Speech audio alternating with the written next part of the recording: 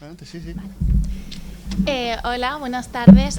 A continuación, Adrián presentará su ponencia sobre cuestiones legales aplicables a la evaluación del desempeño, transparencia y principio de igualdad. Adrián es doctor en Derecho por la Universidad de Valencia y también es licenciado en Economía. Su tesis doctoral versó precisamente sobre sistemas salariales variables, pero en el sector privado, y en los últimos años sí que se ha dedicado más su investigación también al sector público, y en este sentido, por ejemplo, el año pasado organizó el Congreso sobre reversión de servicios públicos y trabajadores, y también en 2017 publicó el libro Retribuciones y evaluación de desempeño en el sector público.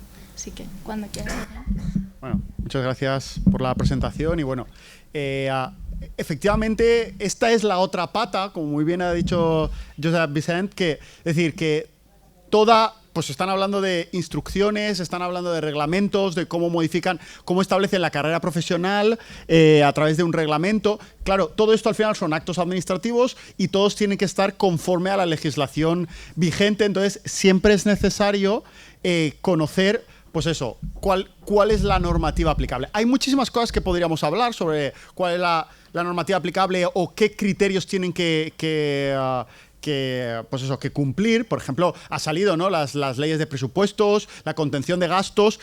Uno de los criterios, algo que podríamos analizar desde cero, sería ese tema y daría mucho para hablar. Pero yo decidí hablar a la hora de diseñar, ya que precisamente, pues, conforme se ha visto en la mesa anterior, a la hora de diseñar un sistema de evaluación del desempeño, qué criterios y qué principios legales hay que cumplir. Entonces, aquí obviamente hay que partir del EBEP. Luego, las leyes de función pública y los reglamentos y las instrucciones podrán desarrollar, pero siempre cumpliendo lo que dice el Estatuto Básico del Empleado Público. Y el problema es que el Estatuto Básico del Empleado Público dice muy poco.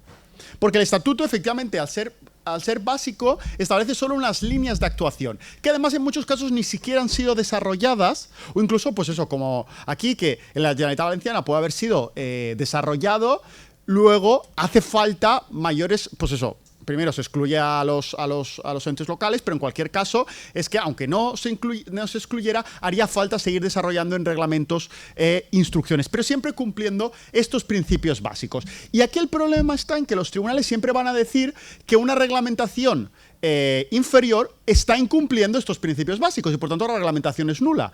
O incluso una ley autonómica podría ser declarada contraria al Estatuto Básico del Empleado Público y, por tanto, no valdría. Aunque lo diga una ley, seguiría sin ser válido. Por tanto, hay que partir siempre de estos principios. Y como son principios, es verdad que son flexibles, pero son flexibles si los jueces así lo permiten. Porque si un juez dice que este principio hay que aplicarlo así, todo lo demás ya no valdrá. Es decir, que la ventaja de los principios es que son flexibles en la interpretación, pero siempre y cuando los tribunales efectivamente consideren que las reglamentaciones que hacen las diferentes administraciones públicas son conforme a esos principios. Debería ser así, ¿no? Debería ser que en principio los tribunales dejaran margen a que las leyes autonómicas, las leyes de función pública y los reglamentos, bueno, pues se muevan siempre y cuando no incumplan estos principios, pues regulen conforme consideren. Pero en cualquier caso, ese núcleo que es el del principio, lo tendrán que cumplir, y si ese núcleo los propios tribunales lo agrandan, pues entonces el margen de autonomía de las comunidades autónomas o de las otras leyes o de los otros reglamentos será inferior, dependiendo de cómo de restrictivo interpretemos esos principios. Por tanto, en cualquier caso, por eso la importancia, ¿no?, de conocer estos principios y de ver cómo los tribunales interpretan esos principios y cuál es en el ámbito que dejan de maniobra al resto de administraciones. Entonces, lo primero, que es una cosa que a veces incluso sigue sorprendiendo a pesar de que el EBEP ya tiene sus años, y es que, bueno, el EBEP habla de que las administraciones públicas establecerán sistemas que permitan la evaluación del desempeño. Establecerán, imperativamente. No es en principio discrecional. Esto no lo permite. No permite, bueno, pues en mi administración, en mi ayuntamiento no quiero que haya evaluación. El EBEP obliga a que haya evaluación del desempeño. ¿Para qué se vaya a utilizar? Es lo siguiente. Bueno, primero te dice qué es, un poco te define qué es la evaluación, y la evaluación del desempeño es el procedimiento mediante el cual se mide y valora conductas profesionales, rendimiento o logro de resultados. Que por eso tenemos dirección por objetivos, por una parte, o podremos evaluar conductas profesionales. ¿Vale? Pero luego, lo siguiente es los sistemas de evaluación que se adecuarán en todo caso a los criterios de transparencia, objetividad, imparcialidad y no discriminación. Eso es lo que voy a desarrollar más. ¿Vale? Ahora luego desarrollaré más qué significa esto de transparencia, objetividad, imparcialidad y no discriminación, porque eso es como tiene que ser. Nos lo dice la ley nos dice que de ahí no nos podemos salir. Entonces habrá que saber qué significa esto, porque si nos salimos de aquí o no sabemos qué significa y hacemos algo distinto, pues efectivamente la regulación no será válida. La evaluación nos la pueden declarar nulo en caso de que se impugne. Bueno, y lo último, pues eso, que la administración pública determinará a los efectos de la evaluación en la carrera. Es decir, la ley nos dice hay que evaluar, pero luego nos dicen los efectos sí que es potestativo, servirá para diferentes cosas conforme la administración pública quiera. Entonces puede servir para la carrera horizontal, para la formación, para la provisión de puestos de trabajo y para la percepción de retribuciones complementarias.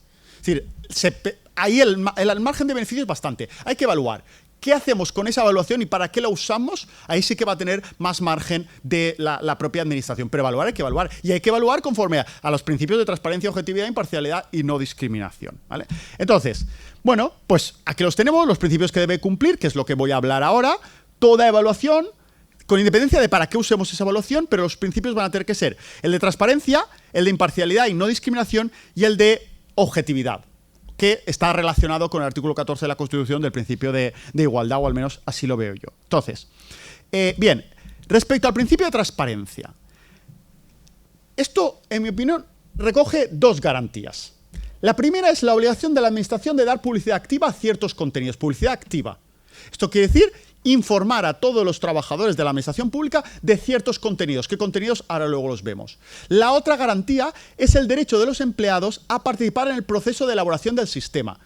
Es decir, para que haya transparencia, es necesario que bien representantes de los trabajadores, bien incluso determinados, tengan voz. Luego, voto o no, dependerá de si hay negociación colectiva, dependerá de otras cuestiones. Pero al menos que en el proceso de elaboración, de diseño, tienen que estar los representantes de los trabajadores. Porque si no están, no...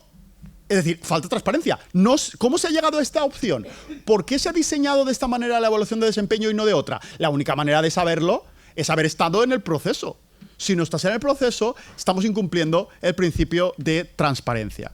Respecto a qué contenidos, porque una cosa es la participación, que para mí yo la vinculo con el principio de transparencia, pero es que además hay que dar publicidad activa de ciertos contenidos. Entonces, para mí esto implica que hay que informar con antelación suficiente al inicio del proceso de valoración de qué se va a valorar, cómo se va a realizar esa evaluación, cuándo se va a evaluar y quién va a efectuar esa valoración. Esto parece necesario. Y luego, además, una vez terminado el proceso, habrá que comunicar a cada funcionario, a cada empleado público, el resultado de la evaluación con una motivación detallada de las razones y los efectos que tendrá. De esta segunda parte ahora luego explicaré. Pero primero, sobre informar con antelación suficiente al inicio, sobre qué evaluar, cómo realizar la evaluación, qué se va a evaluar y cuándo. Aquí os traigo, hay una resolución de 23 de junio de 2016 del Consejo de Transparencia y Buen Gobierno, donde efectivamente se obliga a la Administración Tributaria a revelar qué criterios se utilizaron en la evaluación a la hora de determinar el complemento de productividad. La agencia tributaria no lo está haciendo. Está diciendo, tú cobras esto, pero no está diciendo por qué. Ni qué hemos utilizado, qué baremos es utilizado para tomar esa decisión. ¿El baremo es de objetivos? ¿El baremo es de objetivos globales, colectivos, individuales? ¿El baremo es porque lo he hecho bien, porque lo he hecho mal, porque le he dedicado más horas, porque le he dedicado menos? ¿Por qué me pagas? ¿Y por qué no están diciéndolo?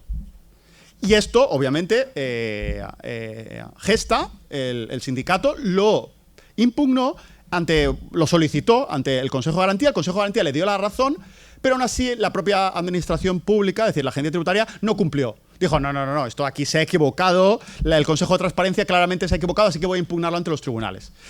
Tribunales de primera instancia le dieron la razón otra vez al sindicato de, toda esa información que están pidiendo, los criterios de evaluación, por qué se paga y por qué no se paga, es decir, la evaluación, eso se tiene que dar.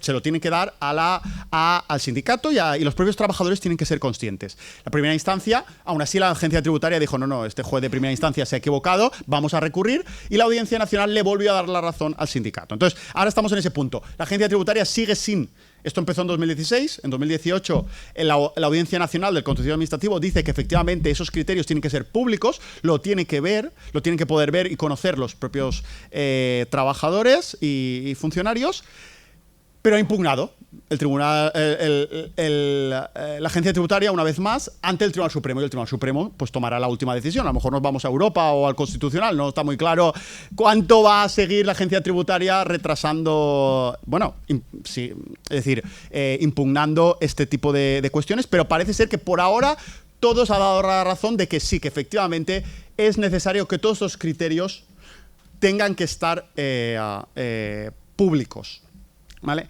Eso, los criterios de utilización. Luego, obviamente, está la segunda parte, que es, una vez terminado el proceso, comunicar a cada funcionario el resultado de la evaluación con una motivación detallada. Esto no tiene por qué ser público a todo el mundo, pero sí que el propio funcionario o trabajador del empleado público tiene que saber la motivación. Pero claro, eso también está claro, porque lo dice, de hecho es eso, todo acto discrecional lo tiene que ser motivado. Artículo 35 de la Ley 39 de 2015.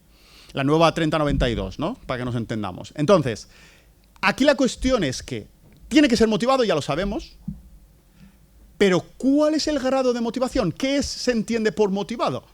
Es donde vienen las dudas jurídicas. Aquí hay dos divisiones de criterios. Una parte de la doctrina judicial sostiene que no es suficiente con entregar al funcionario una puntuación global sin más especificaciones. Es decir, no vale decirle has sacado un 6 sobre 10 y ya está. O eres apto o no eres apto. O has sacado una A, ¿no? De A, B, C, D, tu evaluación es una A. Tú estás en A. O tú estás en D. Claro, el de A no se va a quejar. Pero el de D dirá, bueno, ya tengo una D, estoy suspendido, ¿no? Si con la C se aprueba o con la B se aprueba, tengo una D, estoy suspendido y por tanto no tengo derecho a lo que sea. Da igual, la cuestión es que estoy suspendido. ¿Por qué? Bueno, pues aquí es donde entra la motivación detallada. Es decir, no vale solo la nota. ¿Bien? Aquí lo que dice ahí os pongo una sentencia de Andalucía de 2018, dice, bueno, dar esa nota no sería suficiente, es dar solamente la nota sin explicar por qué, las razones exactas de las cuales ha obtenido ese suspenso o ha obtenido esa nota y no otra, porque, primero, no se consigue el objetivo que persigue la obligación de motivación, que es dar a conocer al afectado las razones detrás de la decisión. Tú diciéndole está suspendido, él sabe que está suspendido, pero no sabe por qué, y la motivación implica explicar por qué. No vale solo explicar de, no, es que está suspendido porque tienes un 4 sobre 10, está claro. No, vamos a ver. Ya, pero ¿por qué tengo un 4 sobre 10? Me estás diciendo que estoy suspendido, tendrás que decir las razones. Además, porque claro, el funcionario no podrá adecuar su conducta a lo requerido para el futuro. Es decir, vale, yo he sacado un 4 sobre 10, pero no sé por qué, ¿cómo sé el año que viene cómo mejorar?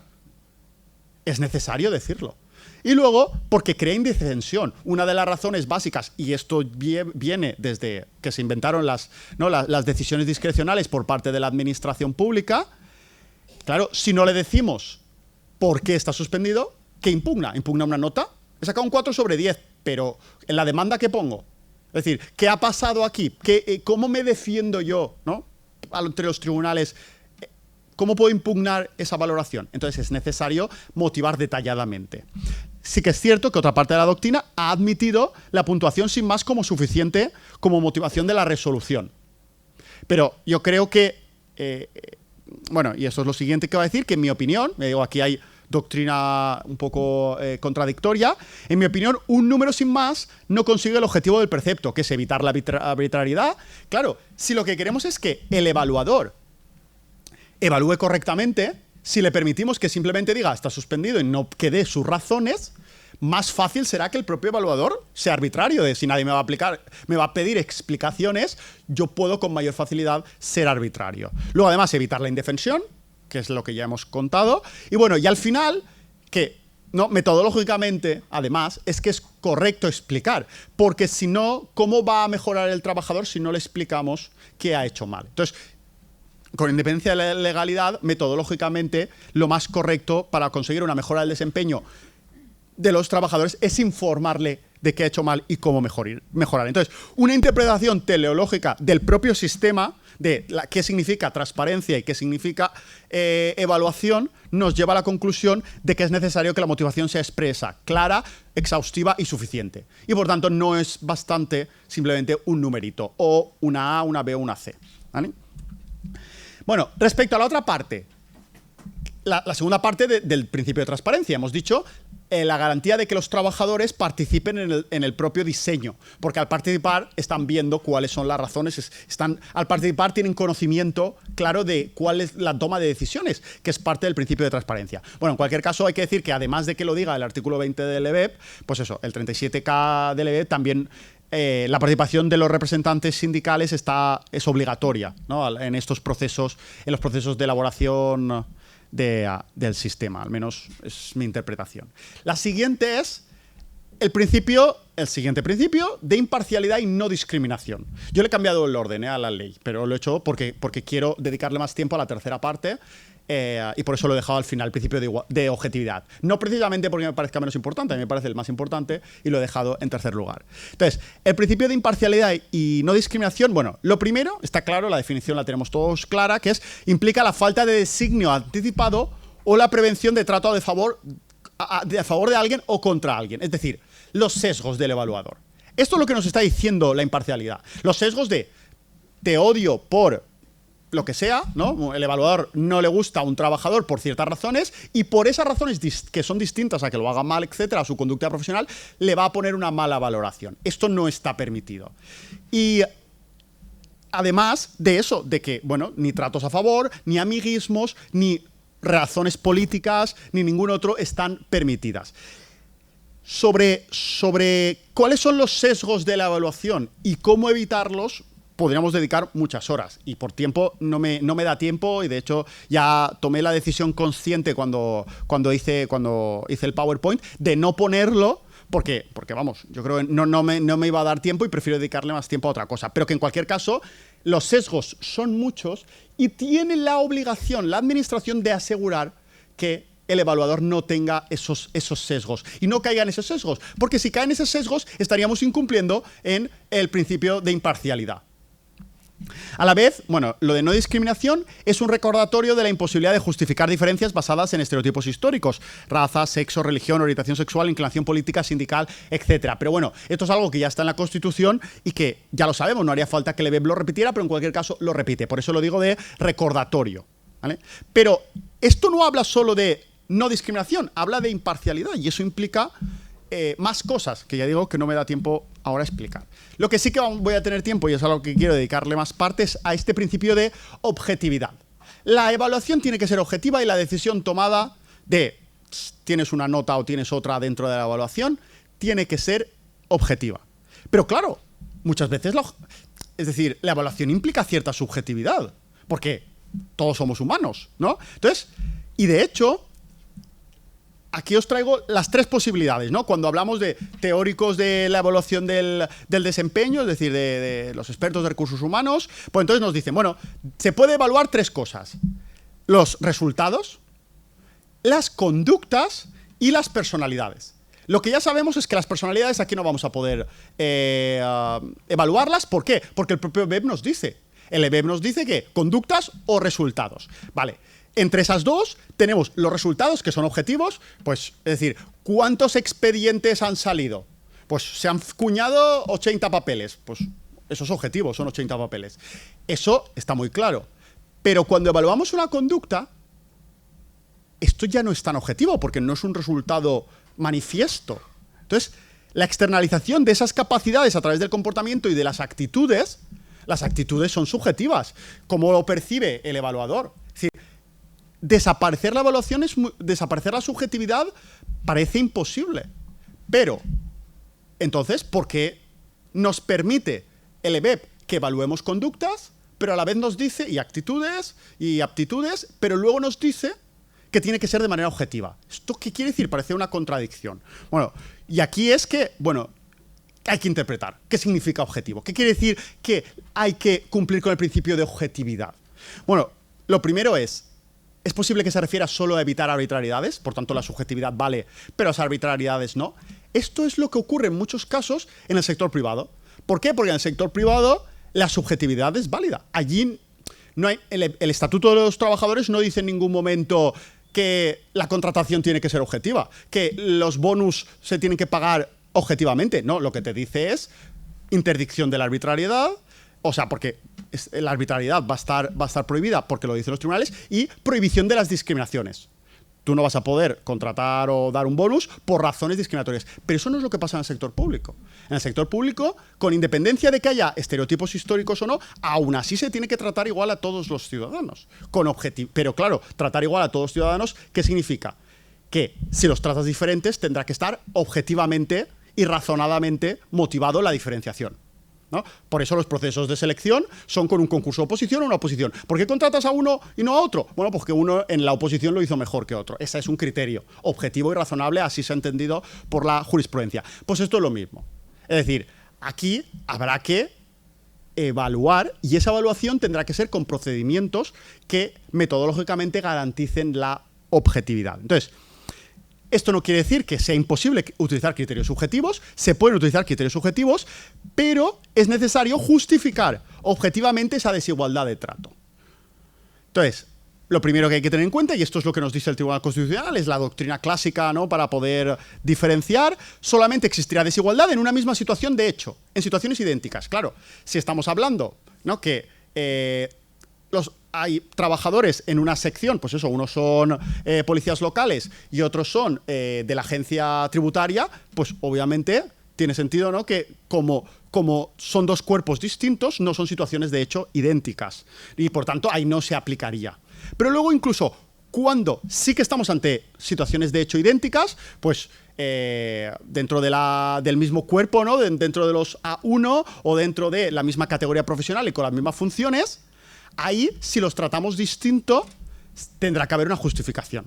Es decir, en primer lugar, el principio de igualdad no aplica siempre, o la objetividad no aplica siempre. Si estamos realmente en dos distintos, pues ya está. Pero cuando sí que es igual, la situación de hecho es la misma, estamos ante dos funcionarios con las mismas funciones en el mismo cuerpo profesional, en la misma categoría profesional, pues entonces ahí habrá que justificar la desigualdad. Además, incluso la justificación no valdrá cualquiera, porque nos dice el Tribunal Constitucional que habrá que pasar el juicio de adecuación o proporcionalidad. Es decir, que aunque esté justificada objetivamente, el daño que provoca esa desigualdad no debe ser mayor que los resultados o fines alcanzados. Y eso, claro, esto no es matemáticas. Esto habrá que ver en cada caso concretamente cuál es la desigualdad y qué cosas admitimos como válidas, como razonables para admitir esa desigualdad. ¿Vale? Y eso es lo que habrá que analizar caso por caso.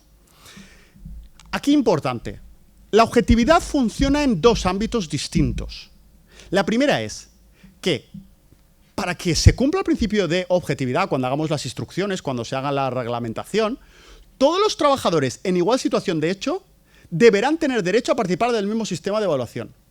Es decir, no podemos decir solo evaluamos a estos, o a estas personas le evaluamos con este sistema, por ejemplo, a estos los evaluamos con este sistema, y a otros los evaluamos con otro sistema, totalmente distinto. Solamente eso se podrá hacer si hay una razón objetiva y justificada que permita la separación. Porque si no, habrá que evaluarlos todos con los mismos criterios, porque obviamente, si a uno los evaluamos de una manera y a otros los evaluamos de otra, claro, los resultados finales serán distintos.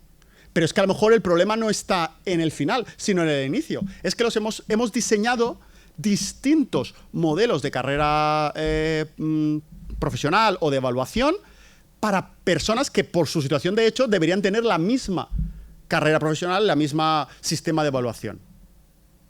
¿Vale? Luego, además, viene el segundo paso. Una vez ya hemos visto que todos los que están en la misma situación de hecho, excepto por razones justificadas, todos tienen derecho a ser evaluados y a que si obtienen una buena puntuación obtengan el mismo resultado. Una vez visto esto, ahí sí que habrá que evaluarlos a todos y ahí podrá haber diferencias. Pero esas diferencias, otra vez, tendrán que ser objetivas. Es decir, si a una persona se le da una A y la otra una C, pues habrá que justificar una vez más. ¿Por qué?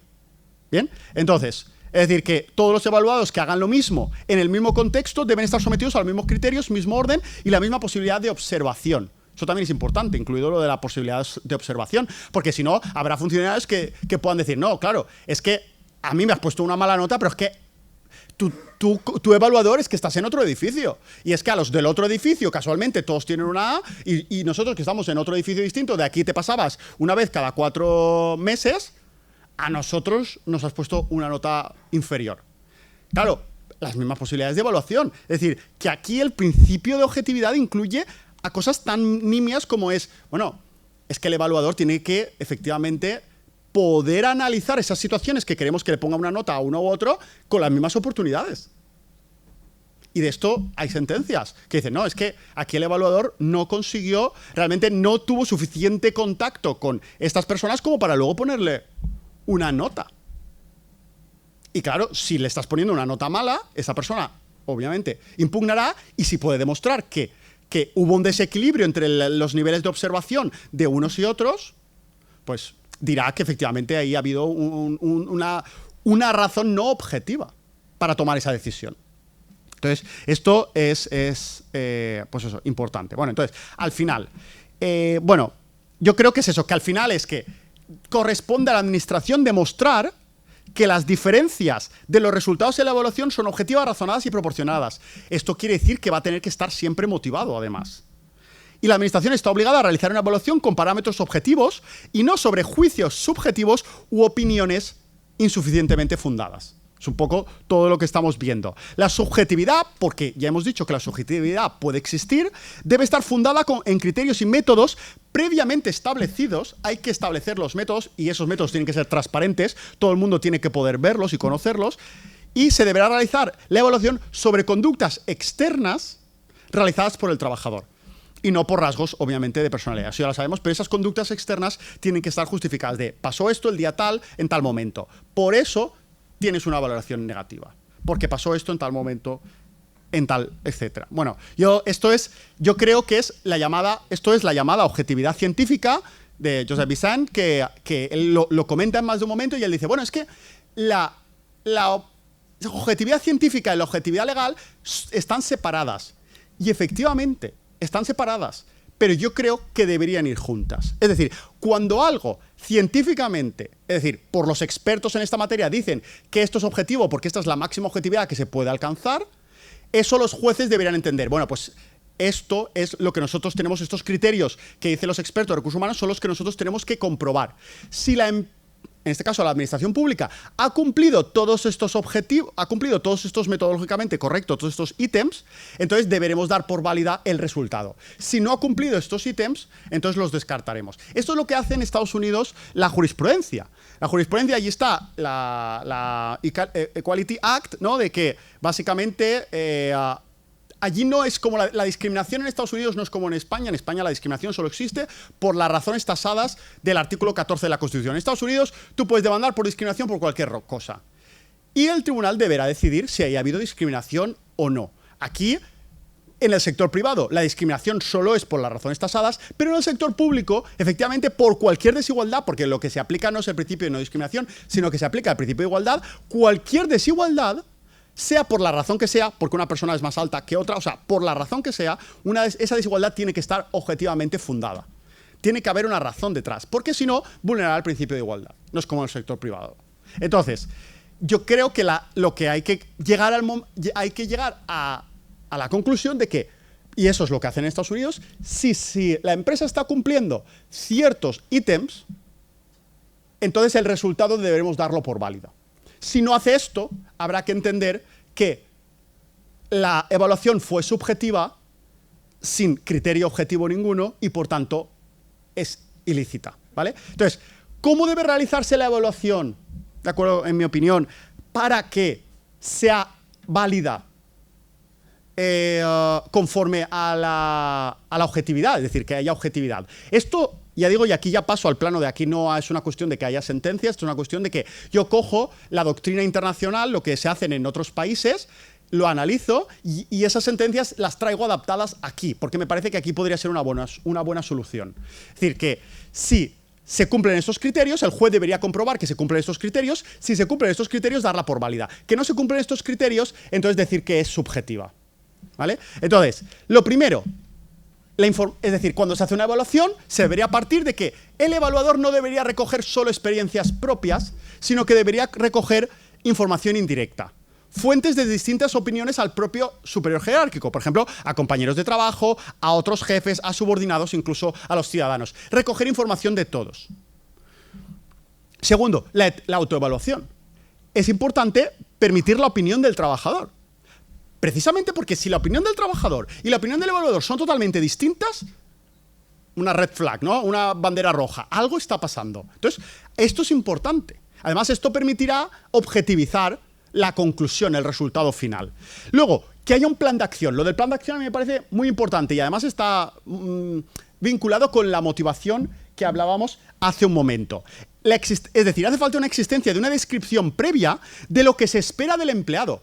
Es decir, al empleado hay que decirle, si haces esta conducta, esta conducta, esta conducta y esta conducta, bien, tendrás una A. Si haces esta y esta, tendrás una B. Y esta y una C. Esto objetiviza, porque entonces el evaluador mismo ya sabe que tiene que evaluar. Sabe que si se hace eso, tendrá una A. Y el propio trabajador sabrá que si hace eso, tendrá una A. Si no se cumple, pues entonces muy fácilmente podrá impugnar de, oye, yo sí que lo hice. Y tengo testigos. Y me has puesto una C, cuando yo sí que lo hice. Objetividad. Ya no es el evaluador evalúa porque quiere y pone esa nota conforme quiere. No, hay unas razones. Luego, lo del marco de referencia. Claro, aquí pasa muchas veces que diferentes evaluadores, unos son más duros y otros son más blandos. Hay que establecer un marco de referencia para que todos los evaluadores, aunque sean muchos, más o menos tomen la misma decisión ante las mismas conductas. Porque si no se pone el marco de referencia, vamos a tener subjetividad. Y si tenemos subjetividad, tendremos ilegalidad. Entonces, para evitar la ilegalidad, para mí me parece bastante importante el marco de referencia. Luego, formar al evaluador, lo ha dicho Josep Vicent, me parece súper importante porque para eliminar los sesgos personales, etcétera, hay que formar al evaluador. Lo de la pluralidad de evaluadores, esto ayudará, a lo mejor no es definitivo, pero puede ayudar a que, bueno, pues si es un órgano colegiado, haya más objetividad.